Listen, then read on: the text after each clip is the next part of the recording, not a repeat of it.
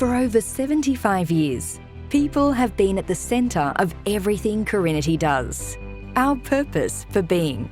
So, on our anniversary, we have asked some people we have helped to share their stories about the real difference we have made to their lives.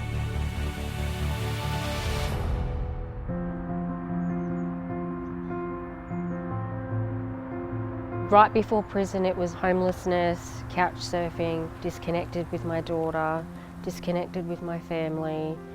I've been using meth, selling meth, and then, obviously what's led to that is just childhood trauma, drugs and alcohol, and crime was fairly normal to us as children. So I had been constantly in trouble by police since I was a teenager, and then one day I was in the police car and he said, "You're not getting out this time, Jasmine." It was like a week before Christmas, and I was just shattered. I was in prison for 2 years, and so when I was first going to the prison, I was thinking of ways to kill myself because I thought that would be less embarrassing for my daughter than having a mother in prison. I started to approach chaplains, and Debbie was always the consistent, she was always there. You always knew when Debbie was around, and a lot of the girls were drawn to her. From then, I was drawn to her myself. And one day in the unit, Debbie was sitting down and I went and asked her about forgiveness.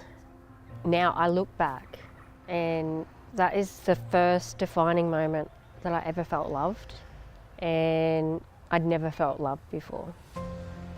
And the love that she brought in, when she said she was going to be there, she was there. She said she was going to bring you a colouring in, she brought you a colouring in.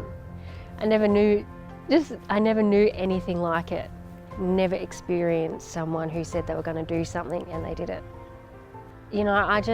I was drawn to Debbie. I didn't know at the time it was Jesus, but that love.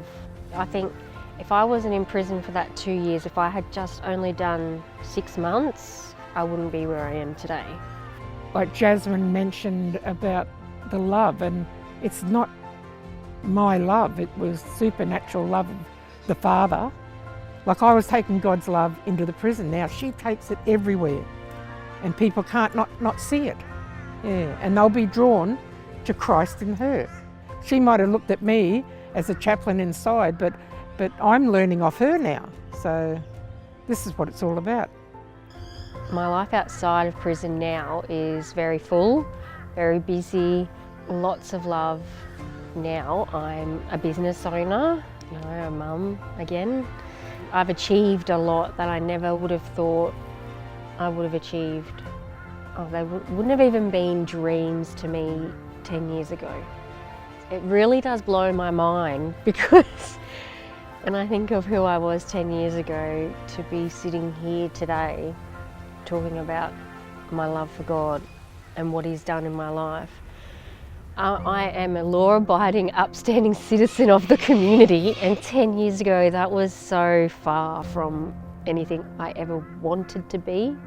I had no goals, no ambitions, and today I'm so content with my life, and definitely meeting Debbie was a turning point. I'm so grateful for Debbie and the other Carinity chaplains who come into the prisons to support us.